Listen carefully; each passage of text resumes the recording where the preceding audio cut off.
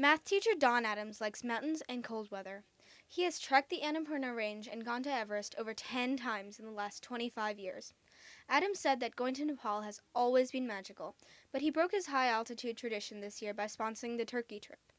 Adams says his choice for next year is one of the new interim trips that will only be introduced next October. What's been your favorite interim and why?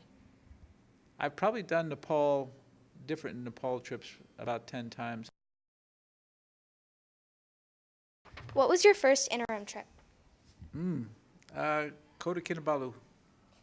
How did that go? Were you overwhelmed?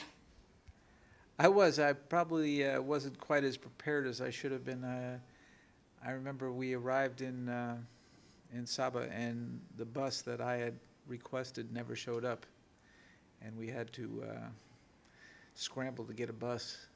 And the bus we did get was an old rickety bus that somebody had vomited in the back of. So, how have trips changed over the years, in your opinion? When I first came back in the 80s, it was focused more on Asia.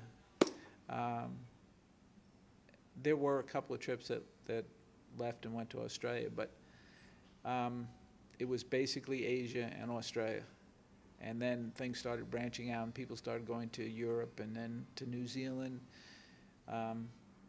And now I think it's lost some of its original purpose.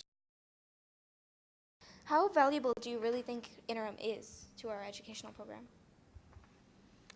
This whole thing goes through cycles, and I'm sure within the next couple of years somebody will come in and say, we need to make this more educational, and there needs to be goals. I mean, trips now, they're supposed to have academic goals. They're supposed to have some kind of finished project at the end of it. I'm not sure if all trips go through with that. Grades are distributed pretty easily. You don't really have to work for much in these trips, and a lot of it is just a holiday with your friends, and that's not what the purpose of it is either. So, what have been your biggest learnings from interim? Biggest learnings?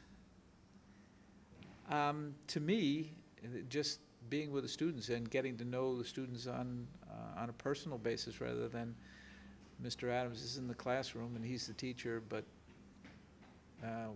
they don't know anything about me after 3:30 and everybody leaves. So getting to know them on a bit more personal level has always been the most enjoyable part of the trip for me.